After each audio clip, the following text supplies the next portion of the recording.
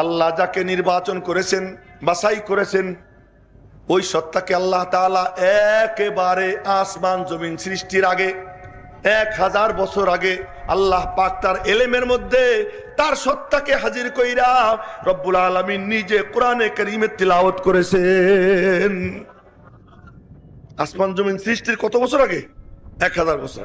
এ কথা আবার বলেছেন নবীজি মুজামে তবরানির হাদিস, যে 1000 বছর আগে আল্লাহ পাক তার নাম নিয়ে কোরআনে কারীমে 2টা সূরা তিলাওয়াত করেছেন।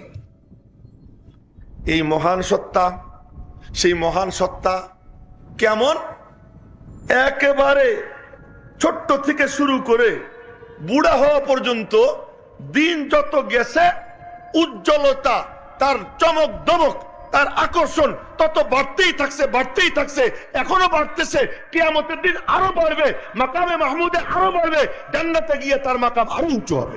সবার জিন্দেগিতে নিয়ম হলো আস্তে আস্তে শৈশবকালে তার থেকে একটু কিশোর হয়, আর একটু সুন্দর দেখা যায়, যুবক হয়, আর একটু সুন্দর দেখা যায়, 40 বছর বয়স পূর্ণ হয়, সৌন্দর্য পরিপূর্ণ আইসা যায়, 40-এর পরে আস্তে আস্তে ডাউন হয়, ডাউন হয়। আর আল্লাহ পাক বলেন, দোস্ত তোমার কোনো ডাউন নাই, তোমার প্রত্যেক পরের দিন আগের দিন থেকে ভালো। ওয়ালাল আখিরাহ খায়রুল লাকা মিনাল উলা।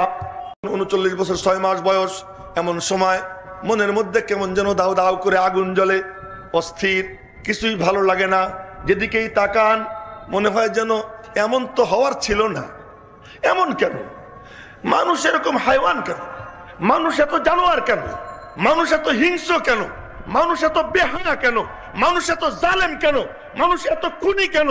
মানুষের মধ্যে এরকম দুশ্চরিত্র কেন? এই সমাজটাকে তো বানানো দরকার, কিন্তু কেমনে বানাবো আমি তো কিচ্ছু জানি না। কিন্তু ভিতরে আগুন জ্বলে। ওই আগুন নিয়া হযরত খাদিজাতুল কুবরাকে বললেন, খাদিজা ঘরে মন টিকতেছে না, ঘরে মন টেকে না, আমার একটু ছুটি দাও, কয়টা রুটি বানাইয়া দাও। বিধবাদেরকে গিয়ে বললেন, মারা আমি নিয়মিত আপনাদের খেদমত করতাম, আমার কয়েকদিনের জন্য ছুটি দেন। এতিম বাচ্চাদেরকে বললেন, বাবুরা আমি নিজেও এতিম, তোদের দরদ আমি খুব বুঝি, কিন্তু এখন আমার বোন ভাল লাগে না, আমার একটু ছুটি দে তোরা, আবার তোদের সঙ্গে দেখা হবে।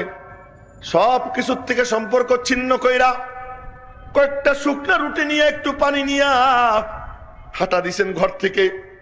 কে যেন অদৃশ্য এক রশি দিয়ে টানে, আইসো আইসো।